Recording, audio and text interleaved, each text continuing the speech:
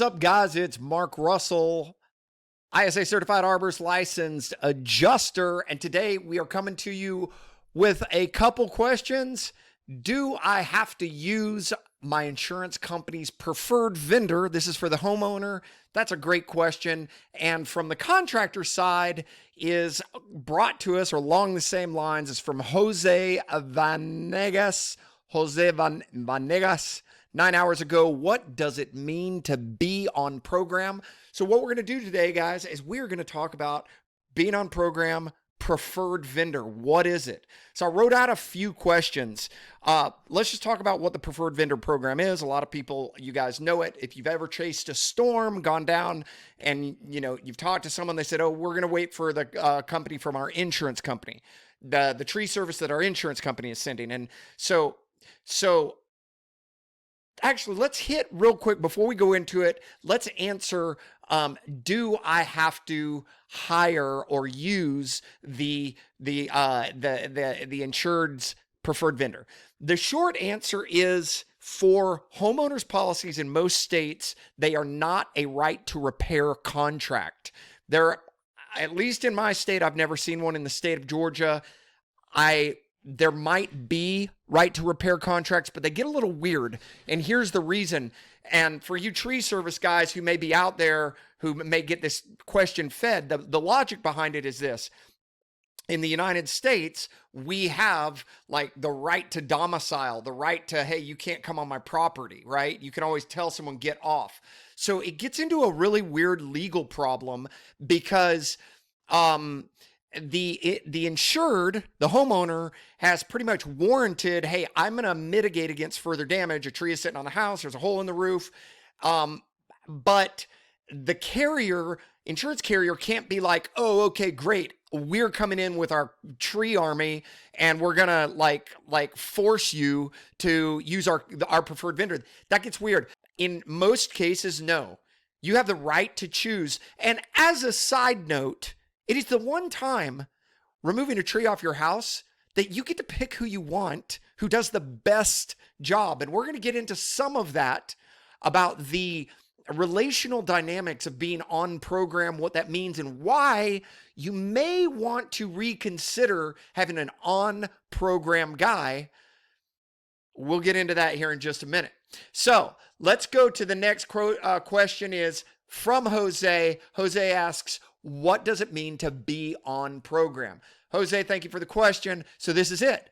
What it means is you have gone to one of I don't know. I know that there are 4 or 5 big ones out there. Okay. So there's Sedgwick. There is Contractor Connection.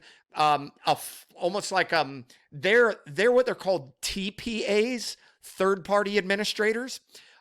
They run programs. And then there's another couple programs. A lot of you guys may be familiar with, who is it? I want to say Bark Busters, but it's Timber Warriors. So Timber Warriors and HMI, they're almost like an FPA, a fourth party administrator, because like, for example, from my understanding, I don't know a lot about Timber Warriors, but from my understanding with HMI, they are on program with TPAs, third party administrators. Okay. And so what happens is that, and in fact, they're on program with a lot of different insurance carriers. They get the leads, then they basically feed them out. So the carrier sends it to maybe a TPA, and then the TPA sends it to a fourth party administrator. Then the fourth party administrator sends it out to one of the tree guys. Right. So, and by the way, as a humongo disclaimer, if I have any opinions about the delicacy or the delicateness of the relationships and who does what, it is not mentioned in any specific anyone. That is the biggest disclaimer. Just because I mentioned the name of a third party administrator or a fourth party administrator, any attribute that I describe in this video is not saying, oh yes, this applies to this one.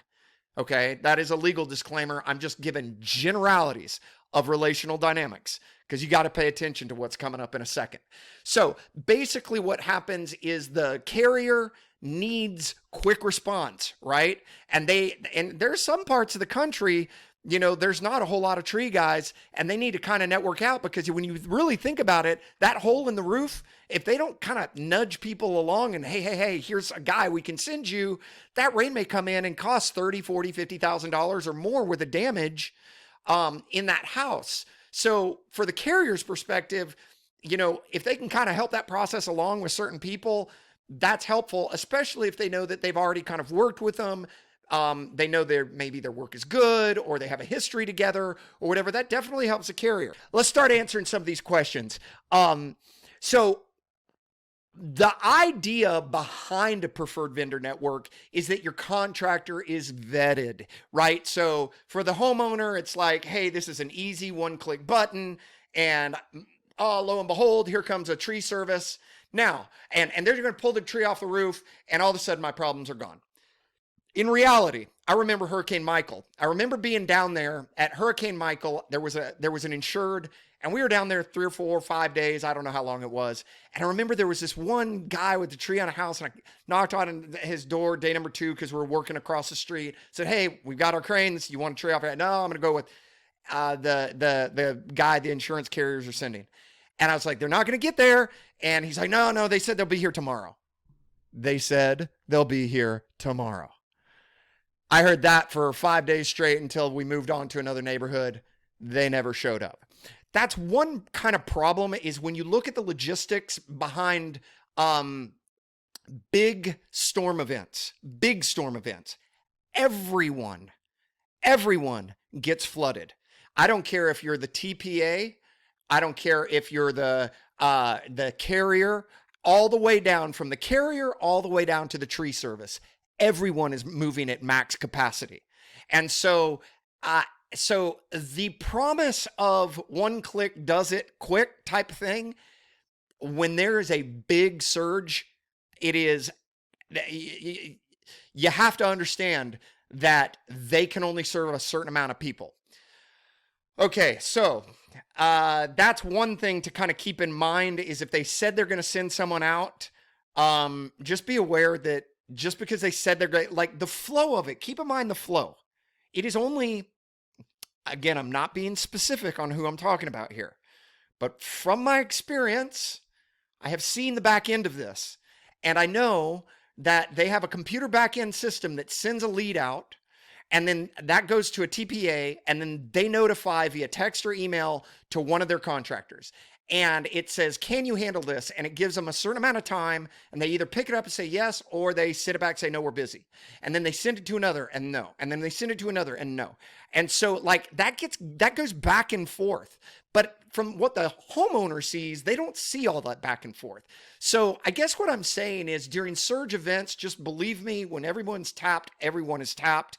And there's also another thing to be said for the homeowner. Remember, on your deck sheet of most policies, okay, your declaration, you have actually warranted to the insurance carrier, "We will mitigate against further damage. We'll use reasonable efforts." There's a certain amount to be said for, man, if you've got a crane sitting in front of your house, it might be a good idea to get that tree off and get that house dried in, because it'll actually help your carrier. As long as the costs are reasonable and customary, probably the carrier would want you to do it. Again, can't speak for the carrier, but they don't want water going into that hole. We'll get into a little bit of how that expounds on a different video. Okay, let's keep on going. We already answered who are some of the contractor programs. Okay, for contractors, let's just talk about this a little bit. For Jose Vanegas,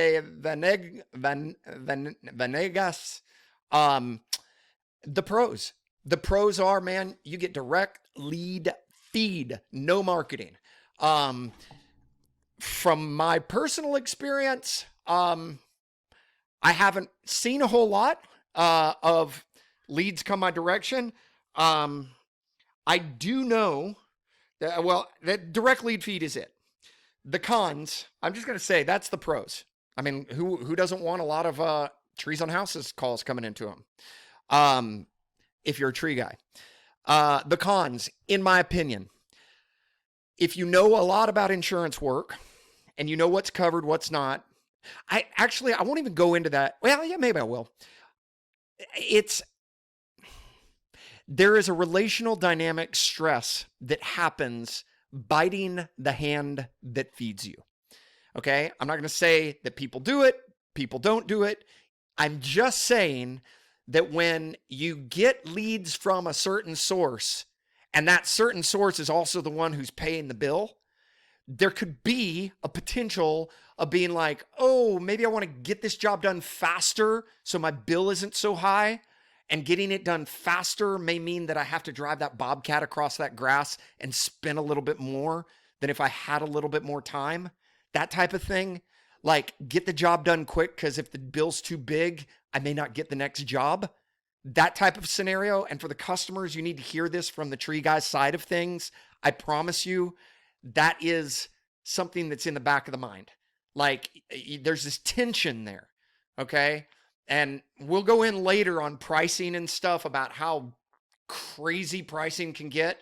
But I'm just describing the tension that can happen. And for me, I would rather, my personal preference, I would rather do a jam up job, take all the risk, not be beholden. I don't want to be beholden to someone for the next job. I'll do a jam up job and we'll bill our prices as reasonable and customary, but we're going to take care of that grass. We're going to do the very best job. And I don't want to have to worry if, my pricing is too high. They like any innuendos of, hey, not seeing such great pricing, man. Are you sure you want to be on program?